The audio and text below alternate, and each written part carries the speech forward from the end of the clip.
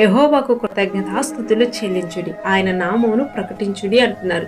యెహోవాకు కృతజ్ఞతాస్తుతులు చెల్లిస్తున్నావా? ఎలా చెల్లిస్తున్నావు? ఏ విధంగా చెల్లిస్తున్నావు? ఆయనకి ఇష్టముగా చెల్లిస్తున్నావా? నీకు ఇష్టముగా చెల్లిస్తున్నావా? నీకు మేలు కలిగితే కృతజ్ఞతాస్తుతులు చెల్లిస్తున్నావా? నీకు కీడు జరిగినా కూడా దేవునికి కృతజ్ఞతాస్తుతులు చెల్లిస్తున్నావా?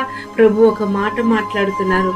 నువ్వు అనుకున్న పని జరగాలని నువ్వు చాలాసార్లు చూస్తావు కదా, ప్రభువా నా మార్గంలో తోడయుండి వాతావరణం నాకు సహాయం చేస్తాయి, అయ్యా నీకు వందనాలు, నేను వెళ్ళే వరకు కూడా నాకు ఏ ఇబ్బంది కాకూడదని ప్రార్థన చేసుకుంటావు.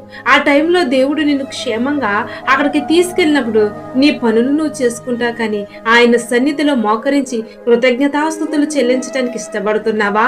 నీ స్థితిగతిని బట్టి ఒక్కొక్కసారి నీకు వ్యతిరేక సమస్యలు కలిగి ఉంటాయి. ఆ టైంలో దేవుడు నన్ను చూడలేదే, నా స్థితి ఎలాగైపోయింది ఏంటి అనుకుంటున్నావే. కానీ దేవుడు ఈ సమస్యలో దేవుడు నాకేం నేర్పుతాడో, ఏముందో నేను తెలుసుకోవాలి, లేకపోతే ఇంకా మరింత శోధనలో పడకుండా దేవుడు ఇప్పటికి ఇలాగ సహాయం చేశాడని నువ్వు తెలుసుకోగలుగుతున్నావా? నా తల్లి, నా సహోదరుడు, నీతోటే దేవుడు మాట్లాడుతున్నాడు. ఏమని తెలుసా? ఇది దుర్దినాలు, భయంకరమైన దినాలు నానా, ఇది ఆఖరి దినాలు.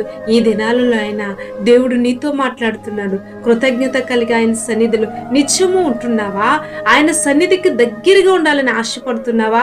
ఆయన నిన్ను ఇష్టపడుతున్నాడు కాబట్టి నీవు ఆయన దగ్గర ఉండాలని ఆశపడుతున్నాడు. సరేనా మరి?